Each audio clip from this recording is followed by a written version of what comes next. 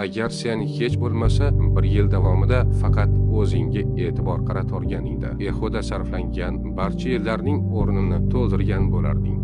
Chalg'ituvchi narsalarsiz, boshqalarning fikrlarisiz, o'zingdan qochmasdan o'tgan 1 yil. Og'riq yili, sukut yili, mehnat yili. Ko'pchilik bunga chiday olmaydi. Ularga e'tirof, qulaylik va tezkor javoblar kerak. Ammo agar sen bardosh bersang, yangidan shakllanasan.